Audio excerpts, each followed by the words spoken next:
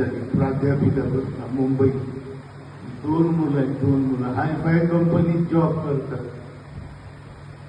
कोटीच्या पुढं त्यांचं सॅलरी आहे, पॅकेज. मुंबईत आई एक्सपायर झाली सर.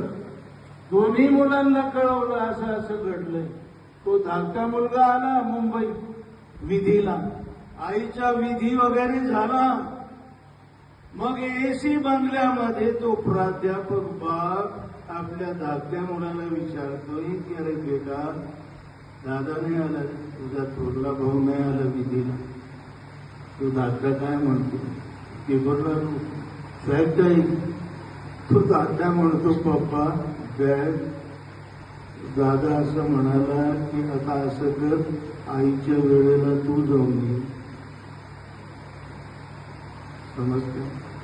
आईच्या वेळेला तू जाऊन ये, पप्पांच्या वेळेला मी जाईल. मला काय आता सवड नाही, ही शिक्षण आहे, हे हसण्यासारखं नाही. असं गृहीत धरा की त्या बिचाऱ्या दोघी बापाच्या ठिकाणी आपण आहोत आणि आपलं धाकटं पोरगं आपल्याला म्हणते.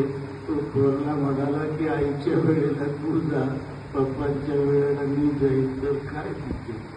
आणि ज्यांना आईबापांची ओळख नाही, गोरगरिबांची ओळख नाही, रंजलेकांची ओळख नाही, भावा बहिणींची ओळख नाही, त्यांच्याकरता समाज, देश आणि राष्ट्र तीच जाडकी पत्नी काय तो बरोबर.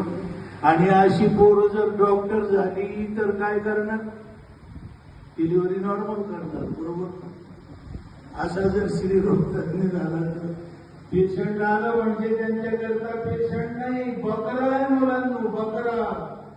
डिलिव्हरी नॉर्मल जरी होणार असली ना, तो डॉक्टर म्हणतो जमणार नाही बाबा, तिची बाळ आडवं आलं, असो बाळ आडवं आलं, हो भोके कमी पडायला लागली. अरे बापरे, मग काय करावं लागेल? काय करावं लागेल? काय करावं लागेल? अरे गरज नसताना, रे गरज नसताना ₹1,000 पैशांकरता ऑपरेशन सर्जरी कापायचं त्या पेशंट सर्रास गरज नसताना.